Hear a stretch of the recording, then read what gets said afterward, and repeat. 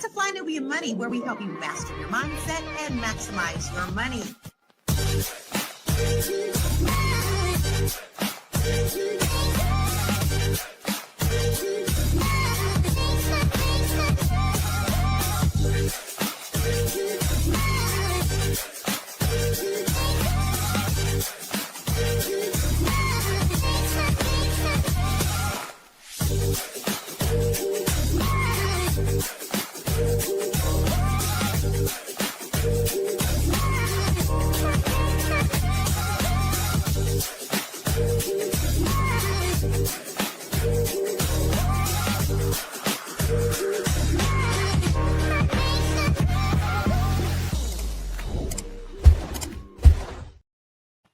Hello and welcome to Fly Nubian Money, where we help you master your mindset and maximize your money.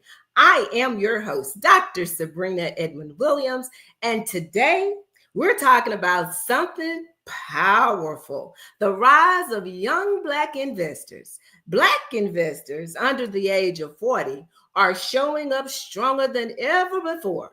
In fact, they're investing at rates 60% higher than any other group in their age range. But while that's worth celebrating, it also comes with some real concerns: more risk taking, less access to financial advisors, and a big trust gap when it comes to money systems. So today we're asking, is growth truly building wealth? Or are we winging it without the tools we need? Let's dig into it. I am happy to have joining me on the panel today three beautiful queens. Dr. Alicia is in the house. Hello, Dr. Alicia. Our financial guru, Asia, is in the house. And Miss Black Hollywood herself is in the house. Great. Welcome to our queens. Welcome to our queens. So we're talking about investing today. Young folks are investing, and I for one, am happy to see this. So tell me your thoughts on this. We know that we have more young people investing. A lot of them are investing in the stock market right now. So how did you get your first exposure to investing? I know we have investors on the panel today. How did you get your first exposure to investing? Dr. Alicia, we'll start with you. I think my first exposure is my family members who invest. I have family members who have 401ks. They talk to me about that. We talked about family planning and estate planning. My mom had investments, but she also has a pension because she's a school teacher and a therapist. And so it was just something that we've always talked about. Even my grandfather invested in. Back in the day, he bought CDs and stuff back in the day, and he would give all of us CDs for later use. So it was just part of what my family talked about. Wonderful. So, Miss Black Hollywood, I think you may be the youngest person on the panel. I'm not trying to step on anybody's toes, but she's the baby of the panel. Baby on the panel. So how'd you get your first exposure to investing?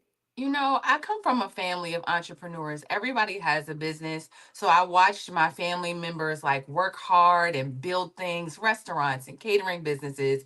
My grandmother, when I was younger, had she used to sell things like sell icy cups and stuff like that at the house. So I was always watching that. Now, on the flip side of that, I watched the grind, but I didn't see or hear anybody talk about investing. It just wasn't something that people talked about. I saw them get money, but I didn't see them keep money. It was like my family was, and still to this day, like kind of flashy, kind of like, you're going to pull up, everybody has a nice car, you see all of the result of it. But I really didn't see people saying like, I'm saving all of this money and I'm going to put it here and use it for something different. As a matter of fact, when it comes to the stock market, my family told me it was a scam. Well, my mom told me it was a scam. She was like, yeah, I mean, it's a gamble and no, don't do that. Oh, wow. Okay. And Miss Asia, our financial guru on the platform today, please tell us how you were first exposed to investing. Now, mine is a multifaceted exposure. My father was in the military, so he had a pension, and also my mom had a restaurant. So we always had that in our family where there's the military pension and then the mom that has a business. So I saw that already, and they saved, and we never lacked. We were not ultra wealthy, but we didn't lack because there was always a plan of who is doing what and how much was put aside for anything specific, right? So we had that. But then on the flip side, being now in America, my exposure was with the 401k. One of my supervisors many years ago, she saw that, Aisha, you know what? You don't have your 401k set up. Not. And I said, what is a 401k? Because I'm in America, I don't understand what a 401k was. She said, well, when you put your money in, every time you earn money, a portion is put aside and the company matches for you. Then the money grows, and then that it just put that aside for you. You don't have to, you don't see the money, but it just take it away. I said, oh, okay. First, I said, well, I'm not sure. Then I kept following up and said, Aisha, you have to, this is important, do this. And I said, fine, I'll do it. And I said, what do I need to do? Well, just sign over here. They match you 3%. Then I said, okay, well, I'll do 3%. Right. And I was doing that without thinking. And when I left that place, of course, they called me and said, well, yeah, now you have to move your money. And I said, oh, I have that much money. So that was how I was exposed to that. And of course, now the Black Business School, I cannot stress enough what the Black Business School is doing when in the space of really understanding investing. So that is how my investment journey or understanding that came to be. Wonderful, wonderful. You know, we each have had different journeys. And I think my exposure to investing really came through real estate first rather than the stock market. And it was done in a very subtle way. In fact, I didn't even know what was happening. I had a relative who actually gifted a property to me, which became my second rental property that I had in my portfolio. And from there, it just kind of took off. And I saw, you know, hey, I can do this with real estate and I can get money. Okay, so this is what I can do with one. This is what I can do with two. And I was very motivated to try to build my real estate portfolio. And then, of course, as I grew professionally, having careers where I was able to invest in the stock market, of course, you know, that just opened a whole new world for me. But Miss Black Hollywood, you mentioned something, and I want to go back and revisit this. So you said your mother told you that, you know, stay away from the stock market. That's a scam. That, you know, you shouldn't do that. Do you think that's commonplace in our community? And if so, why do you think that's the case? Or let me put another caveat in there. Is that just the mindset of a certain generation? No, I mean, when I think about the history of Black people in America, I mean, we haven't always gotten all of the information we needed to advance, right? There's actually we know this, that there is a system in place. And I don't know if, I don't want to get on here talking about like because I don't know if they still exist, but I know that there's a system that still exists that kind of perpetuates what they created long ago, right? And so that means that there's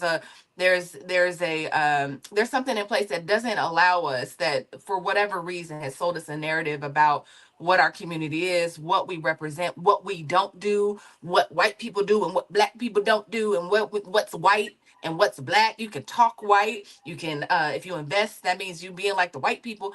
But that was what I was taught. Like, it's just something that it's a white activity. Investing in the stock market is something that white people do. And I think that's just really misinformation, right? We just don't, it seems hard to understand. There's a jargon that's going on that we hadn't just taken the time to say, actually, if we put our money here, then it can grow into this. Nobody ever knew that. We were taught to bet on the lotto, like I wonder if, my uncle used to buy lottery tickets all the time. If we could take all that money he put into lottery tickets and put it into the stock market, I wonder what that would look like now, just little stuff like that I feel like going to the casino. I mean, I have family members that often go to the casino. It's like, in my brain, I'm always thinking like, just last week, my aunt was like, "Oh yeah, we went to the casino and I lost $900," and I was thinking like, "You lost $900?" But it didn't even. She was like, "Yeah, I mean, you win some, you lose some," and I Wow. can't get with it. I can't get with that. Like, I just would rather throw it. Why not just throw it in the stock market and then Right. let it sit, Right. And I right? think a lot of you're right. A lot of it is commonplace in our community because of the type of conversations we have and the type of conversations we don't have within our families that would, motivate us to do things. And it's so easy, as you mentioned, for us to just throw money away mindlessly, not even thinking about it, and then try to justify somehow why we shouldn't be investing in the stock market, which is crazy, crazy to me. So we know that we have seen an upsurge in the number of Black Americans that are actively participating in the stock market right now. As we said, primarily the younger generation, I would say the Gen Zs, if you will. I don't know. I think a lot of things are playing into this that's really driving it. But I'm curious as to what you ladies think about this. What's driving these younger people to really, really start engaging in the stock market? Dr. Alicia, I don't know. What are your thoughts on why these young people are now all of a sudden saying, hold up, wait a minute, this is not this scary thing? What are your thoughts?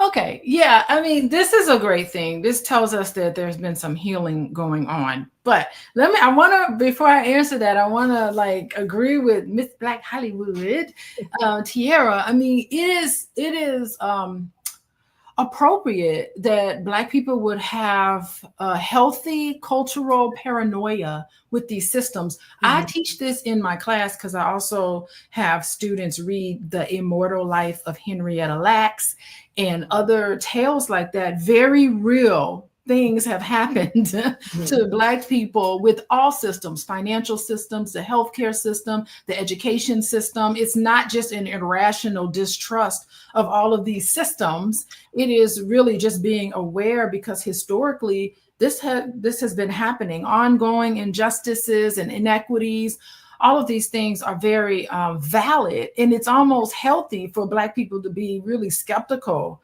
of especially the financial systems. I mean, come on, there's been many examples, real examples of how all of these systems, I mean, think about Tuskegee syphilis study, all of these issues, you have to be able to recognize it and say, this is what's going on. Now, here's what's exciting is that now we're starting to see some success. And maybe this is a signal that we're starting to put our little bit of trust in these systems again. And we're trying to, in the age of just information age, people are starting to become really smart and really savvy in how they invest their money. They're becoming savvy and more educated on healthcare systems, what sort of alternative remedies are out there. So we're in this information age. And so we're starting to come up with a lot of different savvy and real smart ways to build education. And I think that we need to just validate this kind of mistrust, but we also need to focus on ways in which we can kind of safeguard ourselves, because we're, all these systems, the political system, the financial system, they've all done us dirty. And so this is a great opportunity for us to look at these things and to start coming up with wonderful ways, alternate ways of investing in ways that can help our families, for sure. Okay. So we have, hold on, before you go, we got to go to commercial, but we also have a video of an actual young person telling us exactly what the shift has been. So let's go to commercial and we'll be right back. It's a good show right here. But I'm biased. If you are just tuning in, you are watching Fly Nubian Money, where we help you master your mindset and maximize your money. My name is Tiara Williams. I'm also known as Miss Black Hollywood, and I'm the proud producer of this show because it is lit. If you want to receive notifications for when we go live Monday through Friday, 1 to 2 p.m. Eastern Standard Time. All you have to do is text the word Queens to 87948. That's Queens to 87948. That's QUEENS to 87948. Also, If you want to grow your money and not blow your money, all you have to do is go to flynubianmoney.com. There's all kinds of resources, there's courses, there's free giveaways. There's just no reason to be broke in 2025. All you have to do is go to flynubianmoney.com. Obviously, you don't want to be entertained here. You want to know enough to grow. Wait, I need to put that on a shirt. You got to know to grow. Got to know to grow. So know and grow with flynubianmoney.com. Black investors are taking the stock market by storm. Younger Black investors under 40 are leading this trend in more participation in the stock market. Now, according to surveys from Arrow Investments and Charles Schwab, nearly 70% of Black respondents under 40 are investing compared to roughly 60% of white investors in the same age group in 2022. Now, a rise that took off post-pandemic as families began to prioritize their finances and start to develop a financial plan. But one problem that is still evident is the racial wealth gap. But with the current continuation of this trend over an extended period of time, we may begin to see signs of that number beginning to shrink. Okay, that was very interesting. That video was very interesting. And I want to just kind of dive into something, Aja, that this young man said. The pandemic, he mentioned the pandemic and the effect that it had on people under 40, young Blacks under 40, how it spurred them to participation in the stock market. What do you think it was about that time period, that frame, what we were going through, that really pushed people out of their cocoon, out of their shell, to take down that mask, get outside or stay inside and start investing? Yeah, I think the pandemic did a lot of shifts for so many people in different ways, positive and negative, right? Because when that was happening, for me in the industry, we saw a shift. We were so busy at that time doing both new contracts and filing claims, right? We did both. But at the same time, people had time on their hands. So they started learning new skills. Okay, well, now I'm home. I can't go anywhere. Well, I need to learn something new. And then, of course, YouTube University is a place to go and learn. So people started picking up new skills and learning about money and how things really work.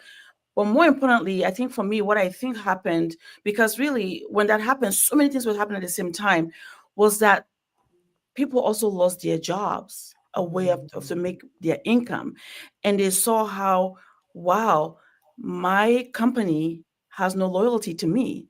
So I have to find an alternative way of making money. So they really spent the time to understand how the market works. So once they understood it, and they started maybe following some specific people on YouTube that trade, they started also trying to trade. And Robinhood played a very pivotal role because they made it easy for you to know how to trade. They gave you all the little classes and they set up very easy, fund it and start trading. And then you saw your money go up and down. So you know that you could have control. So I think that time was an important time that people just took time to learn something new. But our community saw an opportunity because they said that, wow, I lost my job, but I have to make money. And this is a way to make money. So they decided to learn it and implement it. So now the results now are showing because learn one, teach one. So they started teaching each other. And here we are. It's becoming something now that people are recognizing that this is happening. So I think that's what happened. Okay. Well, one of the things that I find really interesting about this is it appears that it was a specific group of individuals within our community that tended to be more honed in or tuned in. And Dr. Alicia, I would really like to know your perspective on this because there were a lot of older people or more seasoned folks. I'm trying to be politically correct here. Is this the show for politically correctness? Man, you can say what you want, Dr. Sabrina. Us old folks, I feel like that. There were a lot of people that were just paralyzed by fear during this same time frame. You got people out here just killing it in the market and doing things and creating wealth. And so many millionaires were made off really GameStop and everything that was going on around GameStop. But then there were others, as I say, that were just paralyzed during this time frame. What do you think could attribute to such a difference in our responses to the same storm? You know, we were all in the same storm, not necessarily in the same boat.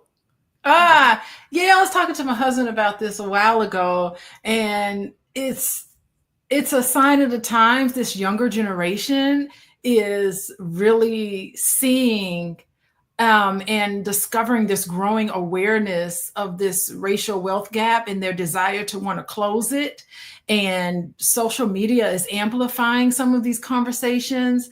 And so I see them just not having, they don't have that history, that real felt experience. So they're diving in. And when we were reflecting on that together, I remember talking to him about therapy. Like, as a therapist, a lot of my clientele are younger people who are like, no, I don't want to have the marriage that my parents and grandparents had. Oh God, no, I want something better for myself. I want to make sure that we get our marriage right and it is healthy. I cannot tell you how many couples, young couples that I have that come to me and say, before we even get married, let's try to sort some of these things out so that, you know, we have a better time at it. So it's a swelling of this, kind of making it more normal to take control of your mental health and not just pray about it. Let's just pray for a nice therapist to come along and help this out. So I'm seeing, I'm seeing a swelling of just being a little more understanding about mental health, about getting your financial health together, all of this kind of pieces together. So yeah, it makes sense that this trend is happening from where I'm sitting. Okay, and I see in our comments, Karen says they didn't find Dr. Boyce. That may have been what happened to him during the pandemic. But I think you mentioned that earlier, Ms. Black Hollywood, that you found Dr. Boyce during this time frame. So what were you seeking something, or what were you doing? Were you looking to improve your situation, or were you just kind of passing time? What was your mindset? Oh no, I found Dr. Boyce 15 years ago, right? Right. No. I found him a long time ago, but the conversation has always been the same. I think I was just like a young, hungry filmmaker, like wanting to fight against like all the narratives of Black people, and I found this really passionate man on the internet talking about the same thing. Like, he had wrote this article about something that Deborah Lee had said about Black people not wanting positive content. And he was like, that's, he just went in. He went Dr. Boyce, right? Mm-hmm. And I was like, yeah, right, at the same time. And so I think I just reached out to him. I was like, man, I love what you said on this article. Can I use this as a reference? And he was like, yeah, well, what you doing? Right. And that's how the conversation started. That was like 15 years ago. And we've been working together on things ever since. But the conversation has been the same with him, like watching him kind of grow in this space and be consistent about like the stock market and finance before the Earn Your Leisures, before the Aristotles, before the youth. I think Dr. Boyce was there being this firm, really creating and carving a lane in this space. If I can just give him, I think, the GOAT of kind of this space, right? And now we have all of these young men who have followed suit and found a path, and now they're on the internet, and there's different messengers on the internet saying, kind of singing the same song, and people are getting it. Like, so it's like similar to going to a different church, right? Maybe somebody won't come to the church of Dr. Boyce, they'll go to the church of Wall Street Trapper, right? So either way, it's working. And I love that. I love that that's happening, and I'm so grateful that Boyce was able to pave the way, and I'm gonna always give him that, that reverence. Like I think we should all. Okay. Well, earlier today, I was watching a video of a young man that was talking about having taken $80,000 that he had. That was everything that he had.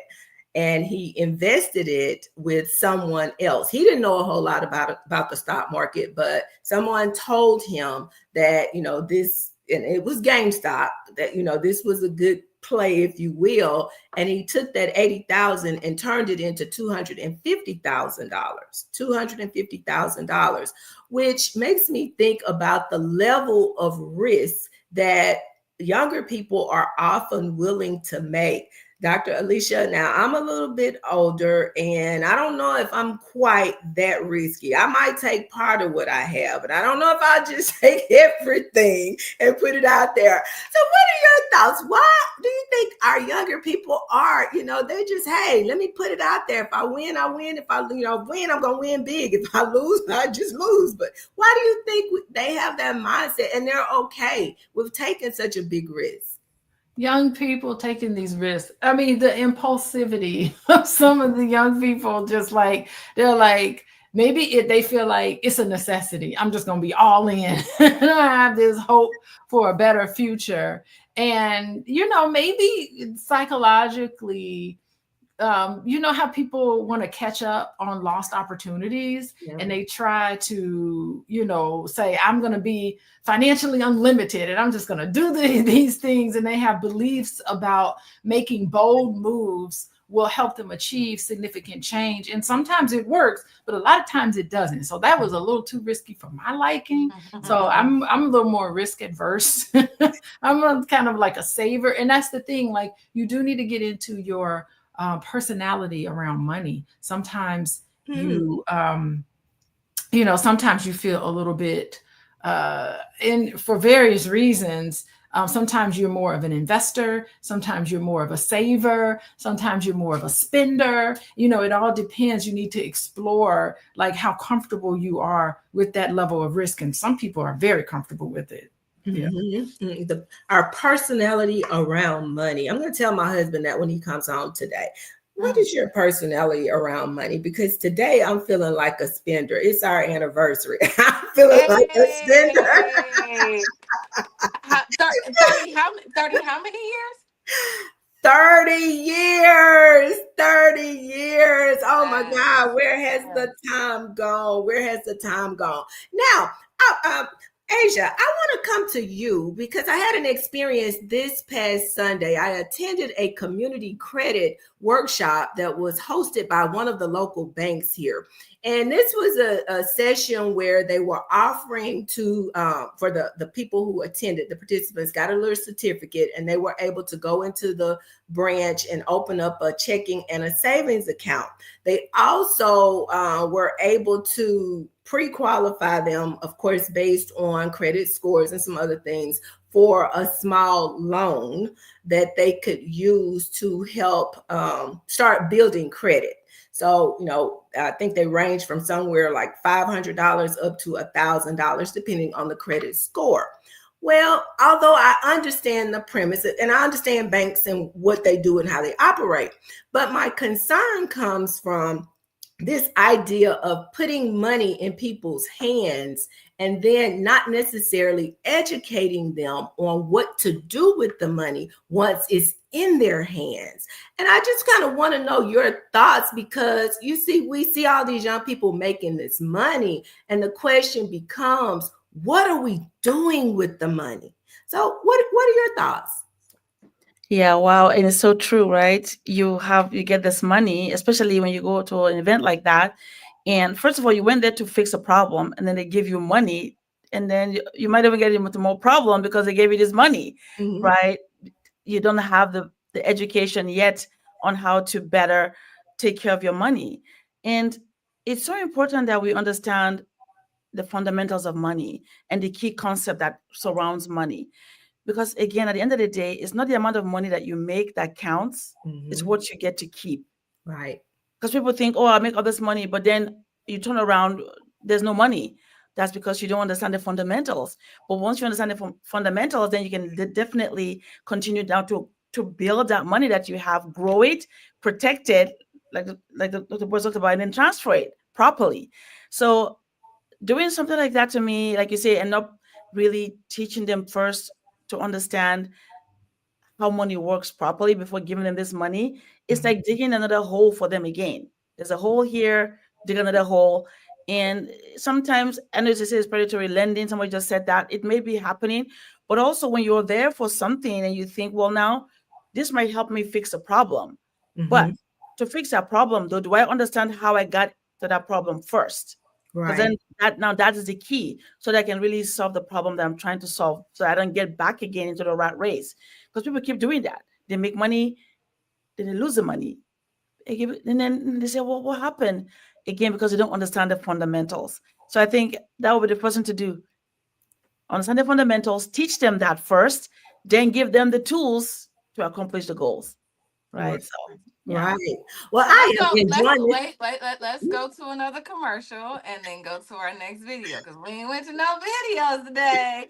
All right, so let's go to commercial and we'll be right back. I know you're busy, you got things to do, and you can't take us on the go with you every single day.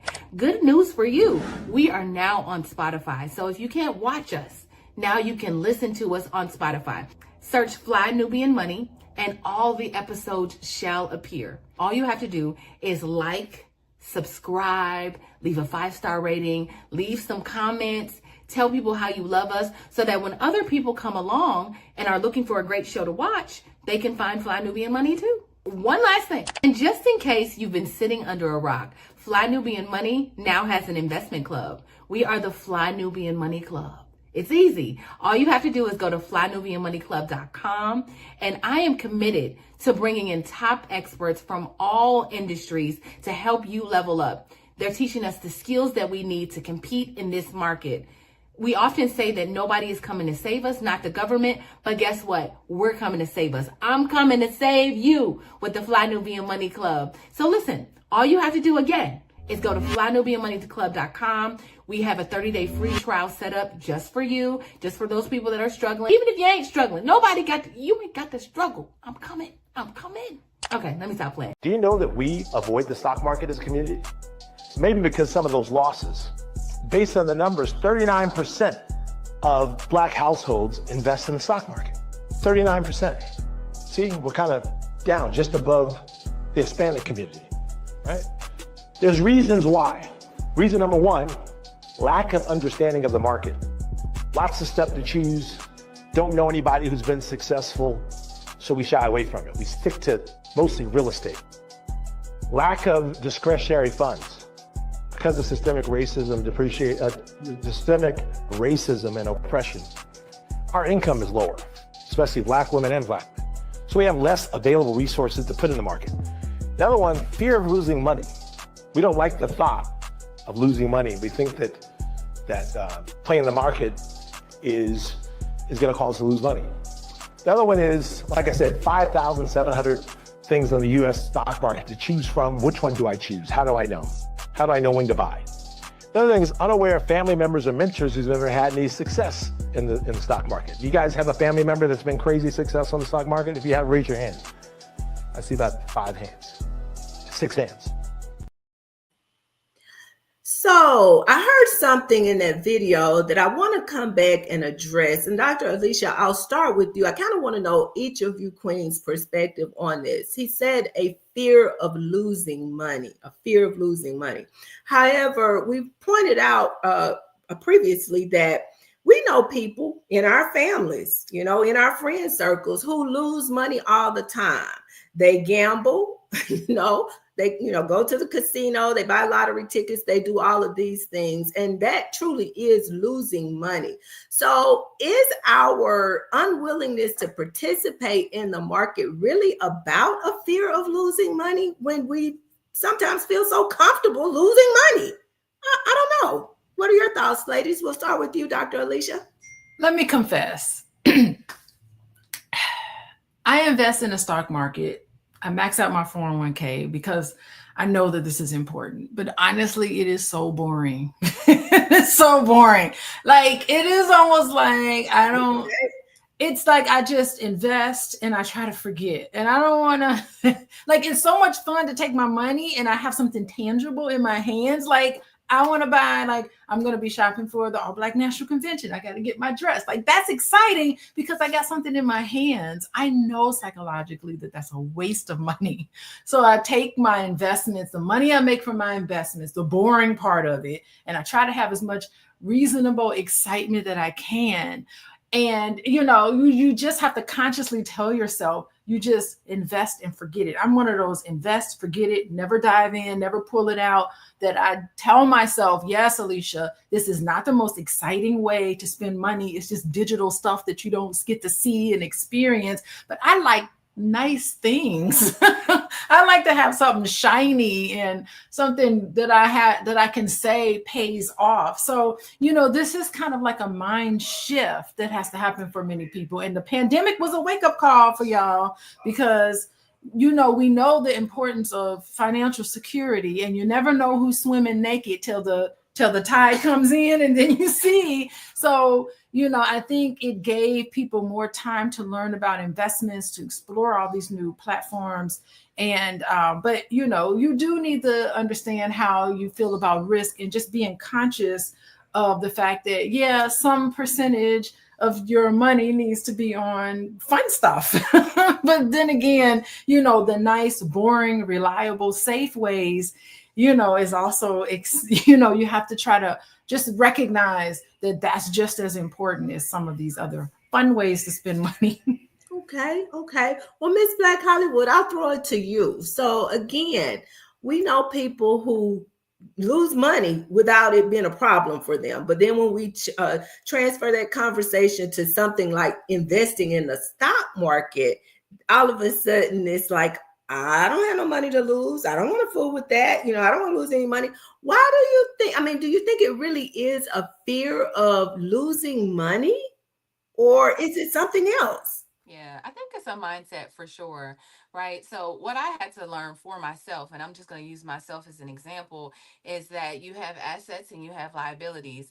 And what you can do is you can put those assets, you can put those assets somewhere and make a dividend of some sort and live off that dividend, and that be like your fun stuff, right? Like you still have this nest egg of money, making money right here, but there's something, instead of me taking the nest egg and spinning it, me like keeping the nest egg and like getting the fruit from the tree, and then allowing myself to enjoy the fruit and going and buy a dress, right? But I still got this tree, right? So I think I had to learn that. I had to learn that about a dividend, about some interest that came off, and me being able to kind of live off that interest. I had to learn what that really looked like. And so I think that's the difference. If we could wrap our mind around the concept of having assets that generate some type of money, and you could take that and kind of live off it, I think it'll make the difference. Okay. And our financial expert, we would love for you to weigh in on this. What is it about that whole concept of loss that really just paralyzes us when it comes to investing in the market or some other type of investment?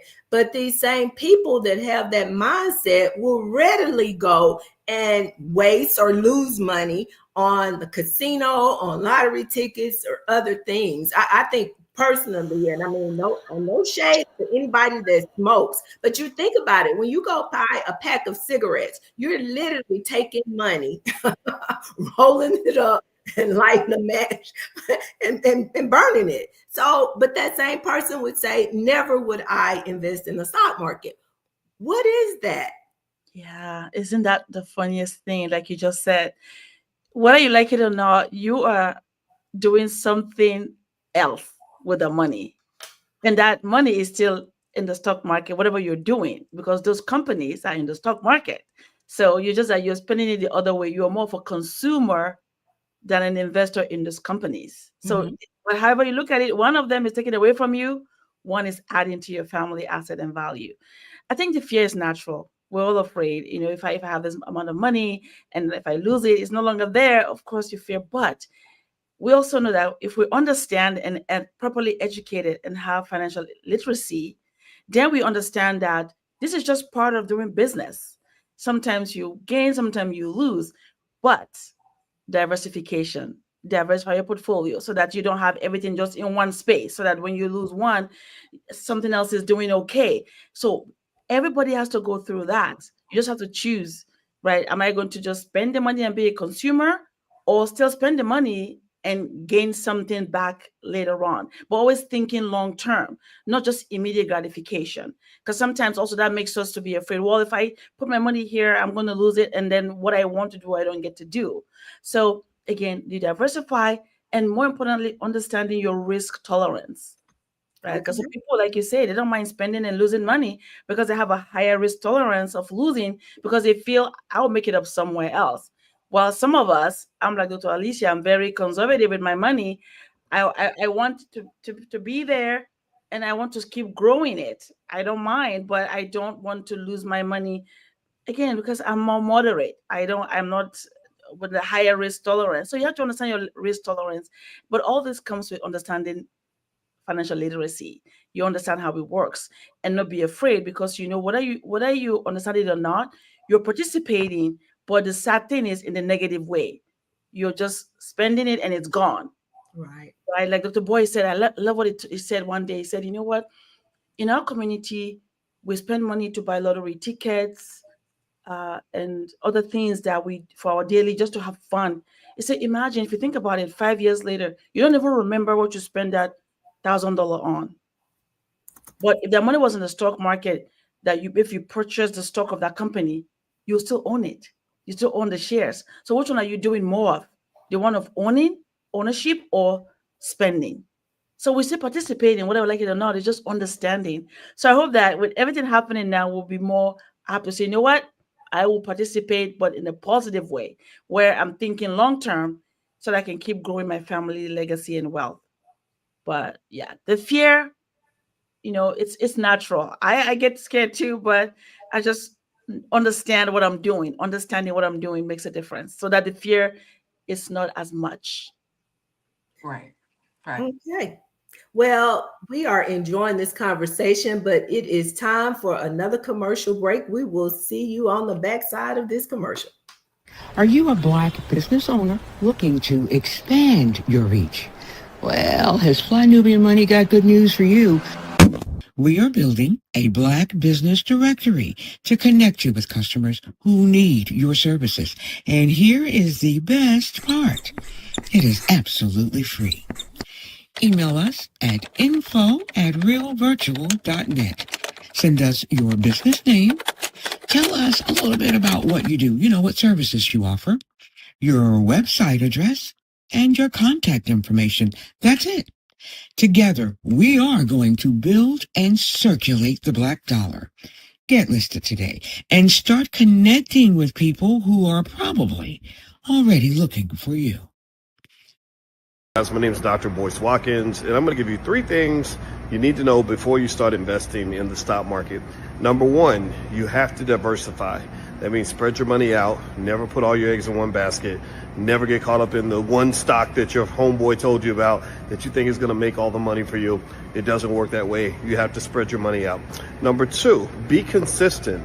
You can't just put a little bit of money in there one time and then forget about it. You have to have some sort of automated deposit, whatever amount you can afford, some small amount that goes in every single week that will allow your money to grow. This is how people become what David Bach refers to as automatic millionaires, things like that. Believe it or not, even investing $5 a day can make a person very wealthy if they give it enough time. Number 3, don't chase trends. Don't get caught up in thinking that because the stock is on fire, that it's going to keep going up. The market doesn't work that way. A lot of times you might have missed it. In fact, sometimes the bad companies are the ones that are struggling can actually make the most money. Companies like Meta were getting killed earlier this year, and now Meta is one of the best investments around. So information doesn't really come into the market in a way that's all that predictable. And so you really want to just be positioned in multiple spaces so that when the big ships come in, you'll be able to make that money. Well, anyway, guys, my name is Dr. Boyce Watkins, and my PhD is in finance. If you'd like to learn more about investing in wealth, just text. Okay, what did I just hear? I don't know if you heard what I heard, but Dr. Boyce gave us some nuggets. But one of the things he said that sticks out to me is you need to put your money in multiple investments. I read a book many years ago called Multiple Streams of Income. And here in the Williams household, I'm going to tell you how it's done. Now, Dr. Williams is a real estate girl. I know a few things about stock investing, and primarily I've done my stock investing through my 401k. However, real estate has been my go-to. But in our household, we have rules here, and we learned to change our game up after reading Dr. Boyce's book on the 10 Commandments for Black families. We came home and we had some conversations. Everybody has to bring something to the table in the Williams household. So my husband focuses on stock investing. My son focuses on crypto investing. And Lord, we still praying over that baby. We still praying on him. He's going to bring his to the table soon. But with that being said, Asia, I want to go to you with this. Since you are our financial guru here, let's talk about the importance of developing multiple investment vehicles. So I just kind of want to know your thoughts on, I know a lot of the younger people are investing in the stock market. And as Dr. Boyce said, don't get caught up in one stock or don't get caught up in the trends. Why is it so important to look at multiple different investment vehicles? Absolutely. Diversification, diversify. There's no such thing as one size. That's it. There's no such thing. And the reason is because everything has ebbs and flows, right? It might go up, it might go down. So the goal is, okay, if I have real estate, perfect. Do I have money in the stock market? Great. Do I also have a way of making extra money, maybe passively somewhere or collaboratively with somebody else? So I'm bringing income again that way. And then at the end of the day, am I protecting what I'm building? Am I making sure that I put some aside for rainy days? Am I making sure that all this facets of my journey financially are being taken care of? So diversification cannot be understated. It is so important that we can, like he said, don't get caught up in one trend and be so gung-ho about it. You have to be comfortable saying, you know what, I'll put a percentage here. Like they always advise us, don't put more than, some people say 5-10% into one particular thing, because you never know what's going to happen. Again, your risk tolerance, right? Are you able to stand when there's a loss? But you have to diversify and understand that because the market is not predictable, nobody can predict what it's going to do. Right. I'm in LA. When the fire happened this year, none of us was expecting that to happen, but it happened. Right. And it doesn't matter how much money you have, it doesn't matter. So it's important to understand that you have to have your money in different places so that way, whenever something happens to you, you're able to weather the storm. Right. And then you're able to sail that boat through the storm and get to the other side. And it's not easy sometimes because you want to make the money now. This is hard. This is doing so well. But that's the danger as well. That's the danger. So we have to be able to curb that and just make sure that we diversify and be wise and know that there are several ways for us to grow our money. They will say there's more than one way to skin a cat, right? So you put them in all those different buckets so that way when you need it, it's there for you. But with that being said, I want to address something that somebody said, which is very important.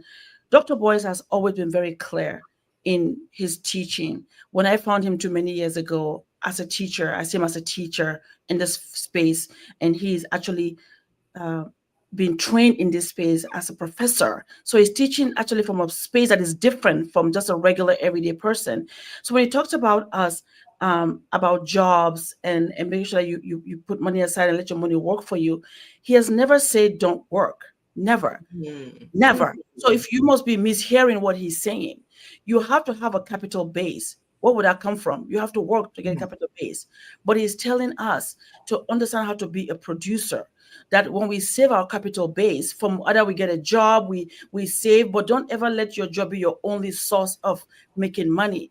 You make that money, you save it, then you diversify and start investing in other places so that way you have a multiple way of making money come to your family, to build that family estate you're trying to build. So we have to be very careful what we hear people say and when we say it back out, because he has never told anyone that a job is bad. He worked for many years as a professor, right? And he saved the money, but now he's teaching us how the money that we've saved, how we can now deploy it to do good for us and for the next generation. Just have to say that. All right, it's time for us to look at some stats today. What do we have up first? Black investors under 40 are participating at rates 60% higher than other groups in the same age bracket. Only 35% of Black Americans work with a financial advisor. 42% of Black investors got started during or after the pandemic. Black investors are more likely to use platforms like Cash App, Robinhood, and crypto apps, often without guidance.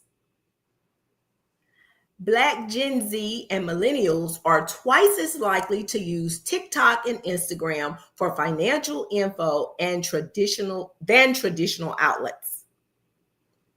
Okay, so that brings us to a question of where we get our information and how we get our information sources. Of course, we certainly are disseminating some information that you can use here on the Fly Nubian Money podcast. But for many, particularly young investors, TikTok is their go-to. So we're going to start this one with Miss Black Hollywood, the baby of the bunch. I don't know. Do you get your financial information from TikTok?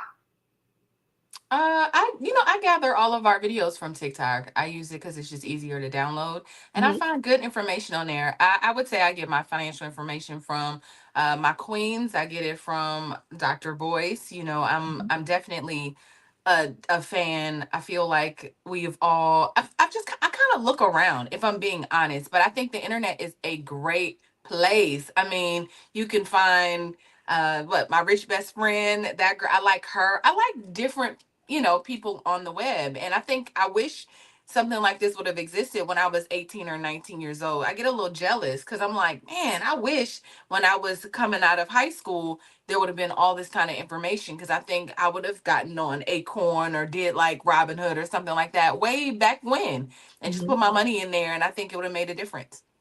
And I think to your point, there are a lot of very beneficial sites out there. There are a lot of people that are disseminating a lot of very positive information. But Dr. Alicia, you and I both know that there are some people out there that may not be trustworthy, credible, or people that our younger people should be listening to. And so what advice would you have for younger people in particular that would just lean toward those sources for getting their financial advice? Yeah, it's a double-edged sword, isn't it? Right? It's great that all this information about finances is being plastered on social media because it's raising awareness of how important it is to be able to participate in these systems in this particular way. But another thing is that you're leaving yourself open and vulnerable to be taken advantage of, and misinformation is out there. I mean, as a therapist, I have to always talk about that. Like 80% of the relationship advice I see online is awful. It's not by a licensed therapist. It's just somebody, armchair therapist, who took like 4-week class on how to become a coach. And now because of their lived experience, no theory, no research, no nothing, they think they're experts and they talk very eloquently. I'm just like, they don't have the credentials. So it's a public service announcement to embrace it and to take it all in, but to also kind of check things. Now we have AI, we have artificial intelligence that I think is fantastic. I love when I have clients or people I know who go to AI and get information about mental health and information about how to respond to things appropriately, what's the best way to invest their money, the pros and cons of everything. I love that we're using AI to make decisions. I'm perfectly fine. I've told some of my clients, go to AI and ask them, what's the best way to apologize? Give me the list. And, they do give pretty solid information, AI, but it's not therapy. Mm-hmm. So you gotta do it in between. Yeah, if I can't get to my therapist, right. Yeah, but it's not therapy. Some things can raise your awareness about what you need to look into. But in terms of making actual decisions, you need to dig down, look at the source of the information.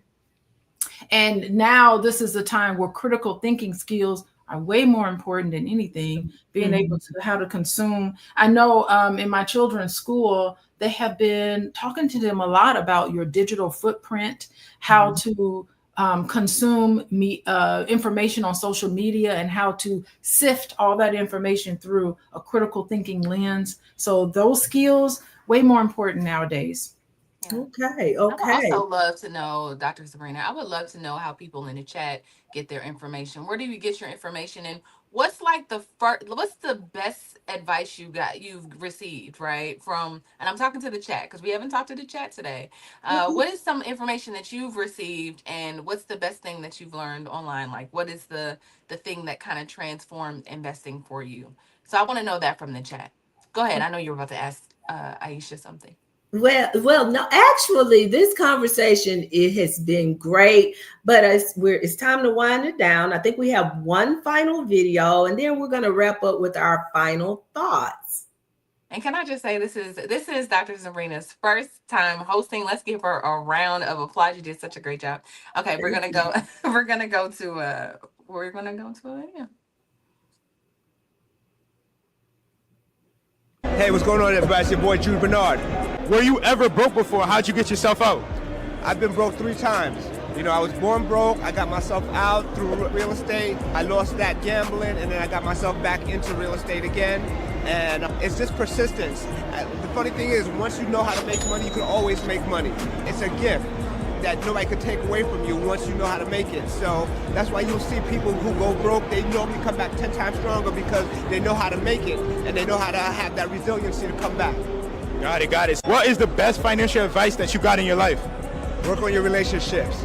At the end of the day, it's all about who you know. All the opportunities, all the monies, all the access, it's all about who you know that could get you in the right rooms, that could give you the right information. So that's how you're gonna make your real wealth in this country.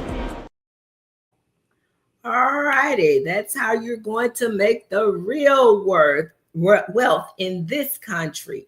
As we get ready to wind down and close for the day, Queens, I'm trying to think of a good question to ask you. I know we've put in I got some questions. I got a question. I got a question for all of you, right? I love what he just asked him. Like, if you want to share like your best financial advice, or what's something that like literally changed your life when it came to investing, or like what was the spark? So I want to know that from you all. Like, what was the spark that changed your life and turned you into an investor? Okay. I'll start with you, Dr. Alicia. And this is a final thought. So tell us where Yeah, this will be final thoughts. Yeah. I never really felt like my worth was tied to how I looked. I never felt that I needed to spend a whole lot of money looking a certain way in order to be important. I never felt like I needed to wear and spend money on name brand clothes, or drive the best car, live in the best house. Like, I never equated worth with money. And because of that, I never felt like I needed to succumb to some of the pressure to overspend and to be risky in a way that I felt made me feel good. There's so many people who put their worth on external, how people see you, if people like you, if, especially a lot of men, they don't feel worthy to be in a relationship unless they have so much money in their checking account. Your self-esteem has to be based on something internal and not based on these outside things. So it was fine for me to not spend money on an expensive vacation, but instead just make sure I paid myself first before I spent out there. So that is the thing about raising our children in households where you value them as a person and not you get love and attention and value no matter what your grades look like, no matter what you do, these behavioral things. Just as a person, you're valuable. And I think that's something that we need to teach our children. You can reach me at coachingwithdralicia.com for real connection, not superficial connections based on all of these superficial things. If you're looking for that and you want to cultivate that in your family and in your relationship and in yourself, contact me at Coaching with Dr. Alicia. Thank you so much for sharing that. Aisha, we're going to throw it to you now for your final thoughts. Yes. When it comes to building wealth and growing wealth, what I've learned is at the end of the day, again, I'll say it again, it doesn't matter how much money you make, it's what you get to keep. And so that can be different for everybody, but that's very important to understand. And also for me, knowing that my worth is not tied to how much money I have, but the relationships that I have and the people that are around me. Wow, that is so powerful. You have the right people around you, really. So that's important. And then also to also understand that you have to know your risk tolerance when it comes to money, and also understand that there's no one size fits all, and to educate yourself, learn, but more importantly, go to the right places to learn about money. Go to people that care about you and what you're trying to accomplish. And I can tell you this without any doubt in my mind that the Black Business School is a place for you to start looking. There are classes there, there are courses there for you to learn correctly how money works. Whether again you choose to go to TikTok or not, but you know that you have a place in the Black Business School because everything there is really for the benefit of our community to make sure we go to the next level. So I think that we should use that as a place for getting our information because it's vetted properly so that we can know that we're doing the right things for our family at the right time. Where can you find me? I'm at the Black Business School as a coach, and I have the privilege to be on that platform as a coach. And also you can reach me at aishaverzi.com. So www.aishaverzi.com. Okay, and Miss Hollywood, Miss Black Hollywood. I was about to ask you. All right. Well, I'll take it. See, I was about to ask you. I think my biggest, I've been looking around, it's so interesting because unlike Dr. Alicia, like growing up, I saw a lot of flash, right? Like I saw people being fresh and wearing minks and driving really nice cars and just doing things that probably were what I didn't know was wealth draining and was like you just throwing your money out the door. Now I understand that as an adult. So what I did in college is I tried to live up to that. I dressed really nice and I bought a lot of luxury stuff. I actually went to school for free. Like, right, I had a full ride to school, to college. And what I did, my biggest regret, is I took Sally Mae's money and I spent it on clothes and things. But I didn't have someone there saying, Tiara, don't do that. Right? Don't do that. Why would you do that? Of course, now I can advise that on my daughter, but when I was young, I didn't know. I just didn't know. I thought that was the way of the world. And so I would just say the change has probably been in the last, I would say 10 years, just really starting to listen, not just hearing, but doing. Actually not, because sometimes you can be really close to proximity. Like I said, I've been around Dr. Boyce for the last 15 years, and he'd be like, are you investing? I'd be like, yeah, I'm gonna do it. Or there's all this information around, and I think because you're standing next to the person, you're going, yeah, do what he says, right? But you're not doing it, right? So I think that was I think me really starting to listen has really shifted and changed my life. So that would be my advice. Like, don't just stand by and not and just be hearers, but be doers of it as well, and whatever makes you feel comfortable. I love Acorn, I love Robinhood, I have a Charles Schwab account too, but I actually like to just log into the app and see, like, I got an IRA there and I got like an emergency fund there in Acorn, right? I can see my IRA, my investments, all of the things all in one little swipe. I like that. So it just keeps it easy and, yeah. So that's just keeping things easy. Just keep it easy, but do it. What about you, Dr. Sabrina? Well, I'm glad you asked. So I've been at this thing a long time, you guys, and there have been times when I've gotten it right. And there have been times when I have gotten it terribly wrong. And as the gentleman said in the video, one of the things that you can always lean back into is the knowledge that you have.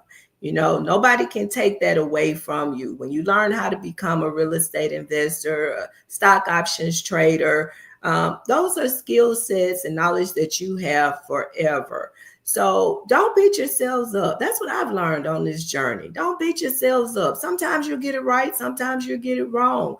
But, you want to make sure that you are learning every time you're learning and you're open to learning, and that you are putting yourself in spaces such as this platform today. Beautiful, beautiful platform with a lot of very intelligent people that can help guide you along the way.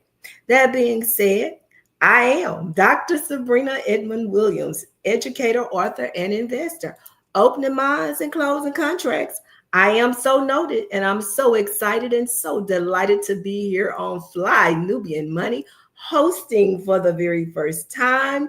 And I invite you to tune in every day. I may not be here, but somebody will be sitting in this seat. And with that being said, we're showing up, we're learning.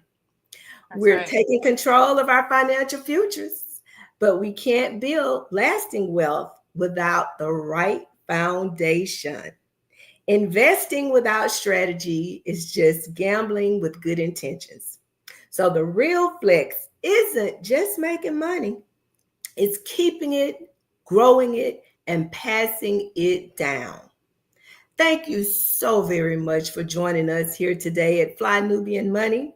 Make sure you text the word Queens, and that's QUEENS, to 87948 for updates and replays. And remember, we're on Spotify. We're on Spotify now, so you can catch every conversation anytime. Have a wonderful rest of your day.